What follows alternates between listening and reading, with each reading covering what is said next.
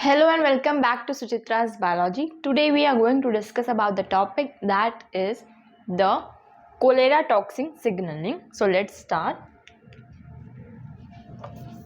Cholera is caused by Vibrio cholerae. Okay, Vibrio cholerae. It is a bacteria that causes cholera. Cholera is called by Vibrio cholerae, and it leads to diarrhea. Okay, diarrhea. It leads to diarrhea. Now, this Vibrio cholerae secretes toxin. Okay, toxin that is hexameric.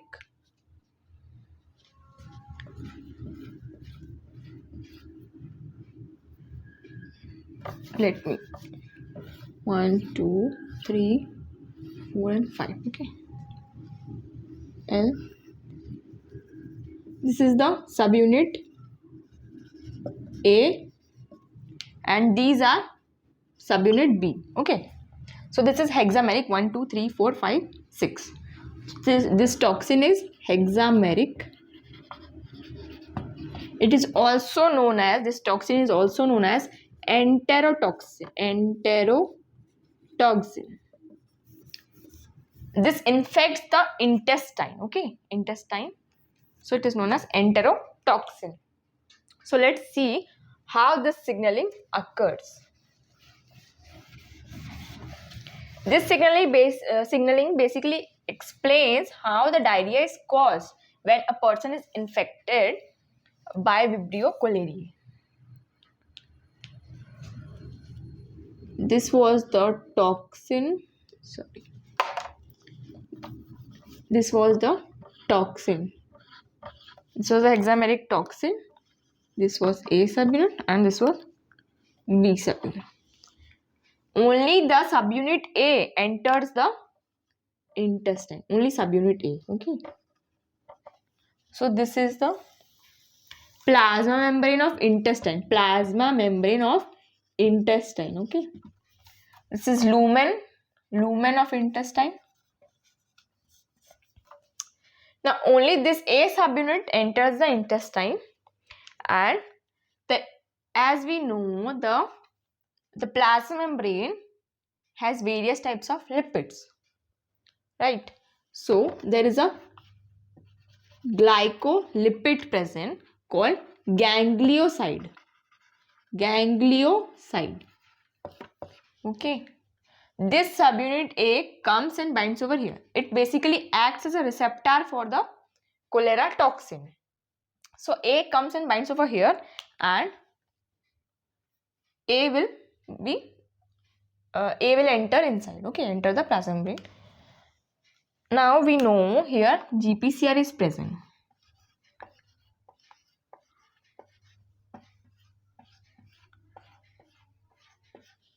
This is the N terminal, this is the C terminal, this is GPCR. Okay, this is the GPCR, the plasma. Now G protein is present. This is G protein, alpha, beta, gamma. So as usual, it is bound to GDP. G protein is inactive and it is bound to GDP. Once the ligand comes and binds, GPCR becomes active. Okay, once the ligand comes and binds over here, it becomes active. Now this active GPCR will attach GTP. It attaches GTP and removes GDP. GDP removed. Okay. Now once GTP is bound to the G protein, now G protein becomes active. Now the alpha subunit of the G protein goes and binds to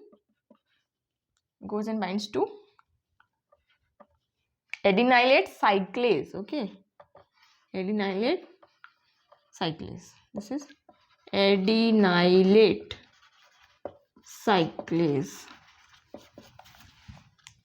We have already seen the adenylate cyclase in the GPCR PK signaling. So you can go and check that video. Now this subunit A will enter. Okay, this causes ADP ribosylation of alpha subunit. Okay, it will cause ADP ribosylation. That means it will attach ADP ribose to the alpha subunit of G protein. ADP ribose. This was the hexameric toxin that was released by cholera, Vibrio cholerae.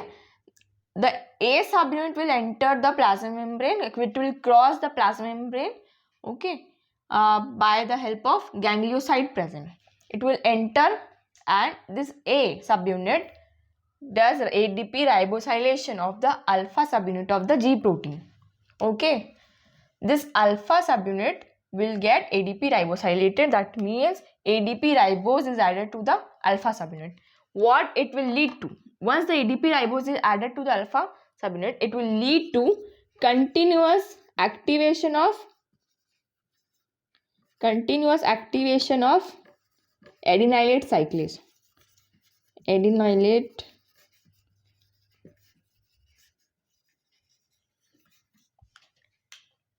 It will lead to the continuous activation of the adenylate cyclase.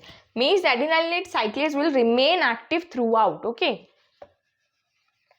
The adenylate cyclase has an activity. Once alpha GTP is bound, it gets activated. So adenylate cyclase does what? It converts ATP into CAMP. Okay. CAMP. So if the adenylate cyclase is continuously active, it will convert ATP into CAMP continuously. Okay. CAMP is a secondary messenger. Now CAMP has a role in activating the PK. Okay. Protein kinase A. Now PK is active. Now PK will does what? There are channels. Okay. They are the channels. Chloride ion channel and Na plus water channel. So once the PK is active, what it will do? It will, since it is a kinase, it will phosphorylate the pumps present. Okay, it will phosphorylate the pumps and the pumps will become open. Okay, active.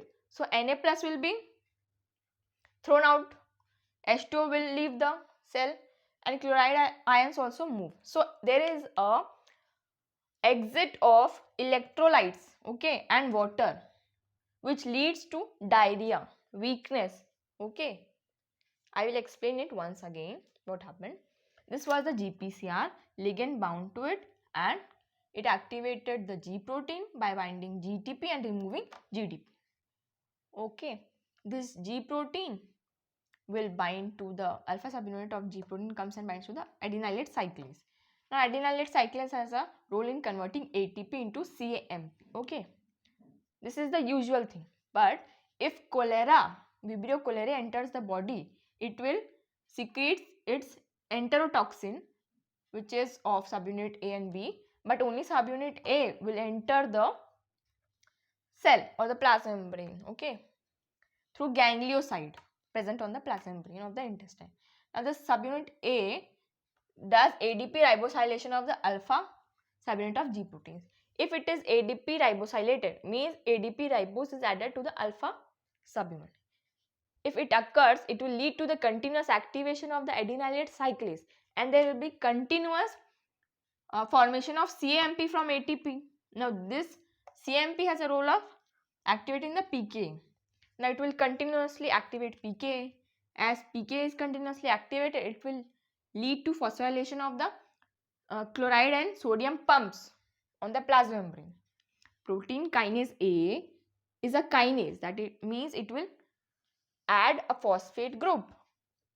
So it adds phosphate group to the channels. Okay, pumps. So once the pumps are phosphorylated, they open and there will be exit of chloride, Na plus and water, electrolyte, electrolyte will be excreted, there will be excretion of a large amount of water that leads to diarrhea and dehydration in the body of the person that is infected with Vibrio cholerae. Okay. So this is how this cholera toxin signaling works. So this was all about the cholera toxin signaling. If you like the video, do like, share and subscribe my channel. Thank you.